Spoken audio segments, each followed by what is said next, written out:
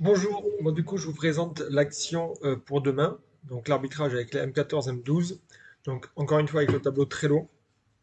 Donc voilà les objectifs, ici vous pourrez retrouver pour ceux que ça intéresse en cliquant sur le lien tous les documents dans un fichier Drive, donc ça vous y avez accès juste en cliquant ici. Et ici j'ai fait une synthèse de l'action. Ok, voilà, j'ai un rappel des objectifs, pourquoi on va être là demain. Ensuite, au niveau des moyens, donc au niveau du territoire, donc je serai présent avec deux arbitres. Voilà. Ensuite, au niveau de l'encadrement, voilà les personnes que j'ai notées. Après, je ne sais pas exactement qui sera là. Donc, si jamais vous pouvez valider des choses, c'est-à-dire que si vous n'êtes pas là, il suffit juste en fait de bouger la carte et de vous mettre absent. Ok, ça vous pouvez totalement le faire.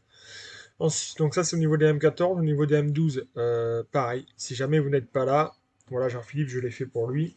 On bouge et on met absent. Ok. Donc M14, M12, ensuite au niveau des joueurs. Donc moi ce que j'avais prévu, après on va affiner bien sûr demain, euh, c'était de faire déjà 6 équipes. Donc il faut pas mal de chasubles. Si jamais vous avez des chasubles de couleur verte, bleu clair, bleu foncé, ouais, ça peut être sympa d'amener là les chasubles pour demain. Les sifflets aussi. Donc après prévoir, alors 7-8 joueurs par équipe, on verra, peut-être que du coup ça fera peut-être 10 joueurs. Euh, Peut-être qu'on fera deux équipes supplémentaires, je sais pas. On pourra peut-être affiner demain. Deux équipes supplémentaires, ça me paraît dur après à gérer par rapport au nombre d'éducateurs. Donc je pense que peut-être que le mieux serait de rester à 6, même s'ils vont être peut-être 8-9 par équipe. Voilà. Idem au niveau des M12, on va prendre la même stratégie. Ok, où on va constituer des équipes. Alors là, j'avais une proposition, c'est de constituer des équipes par club. Après, si jamais vous voulez mélanger demain, on pourra toujours mélanger. C'est vous qui voyez. Voilà, l'idée c'est quand même d'avoir peut-être des équipes mixtes, voilà, pour ce début, un petit peu de même niveau, quoi, je pense, pour ce qu'on va faire demain, afin que chacun puisse s'entraider.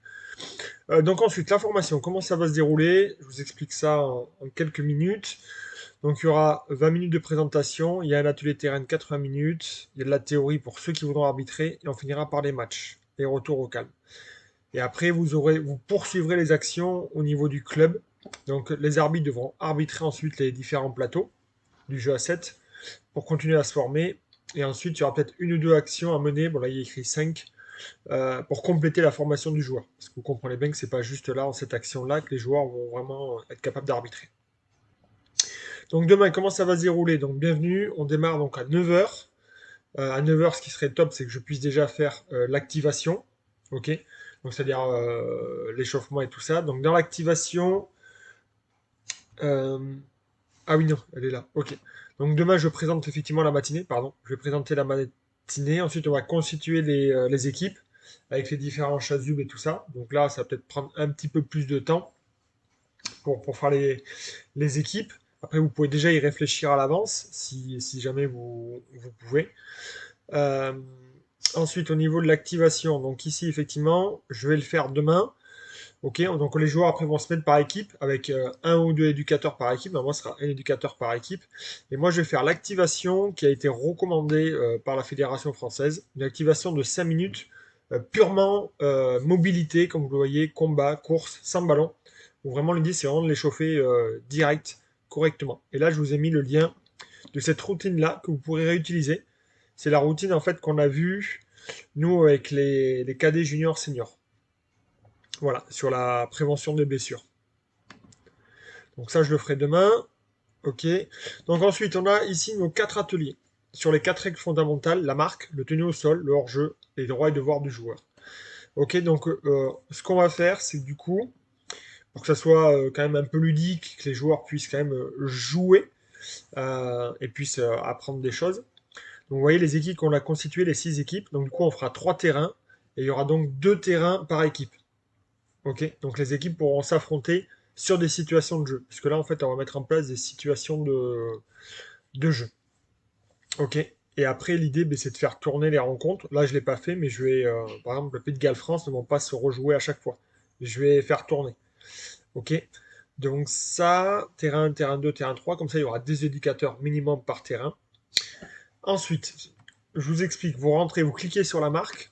et comme ça vous avez accès à la situation de jeu. Donc ça c'est important que vous puissiez en prendre connaissance. Ok, elle est juste ici.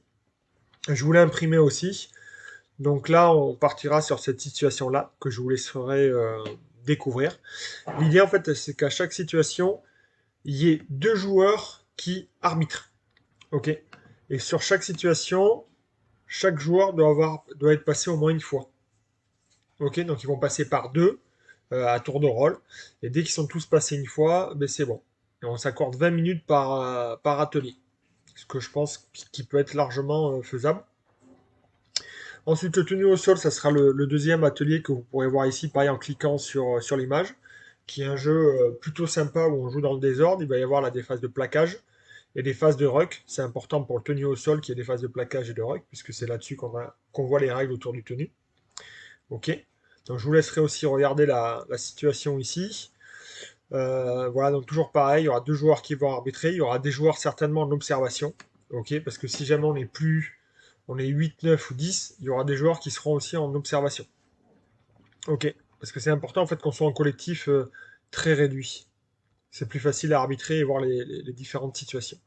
Sur le hors-jeu, je vous proposerai un jeu de gagne-terrain que j'ai écrit ici, qui est assez facile.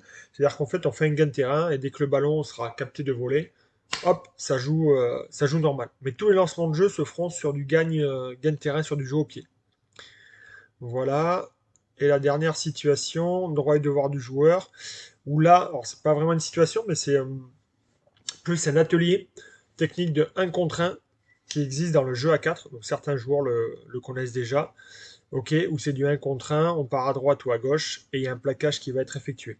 Donc là, effectivement, par contre, on va démultiplier. Donc peut-être ça ferait faire deux terrains, voire deux, trois terrains peut-être. Ok, toujours dans l'idée de 1 contre 1, il y aura un arbitre cette fois qui arbitre le contact et les éducateurs qui sont là pour aider et pour apprendre à l'arbitrage sur ces gestes-là. Et nous, quand je dis nous, les arbitres et moi-même, nous tournerons pour aider les éducateurs et les joueurs à apprendre les règles. Voilà, donc ça c'est la première partie. Sur la deuxième partie, donc c'est là où on va vraiment désigner les éducateurs et les arbitres qui souhaiteront passer ce passeport pour pouvoir être validés et arbitrés. Ok, donc là jusqu'à présent tout le monde faisait. Et là maintenant en fait on va séparer. Donc du coup il y aura 20 minutes de théorie sur l'arbitrage à deux et la technique de plaquage. Ok, donc ça c'est les arbitres qui prendront en main les joueurs. Et pendant ce temps, nous, on préparera les matchs de 45 minutes, enfin le tournoi, on préparera le tournoi. On va peut-être rééquilibrer les équipes, c'est ce qu'on verra. On va tracer les terrains, on enlèvera aussi les ateliers ici.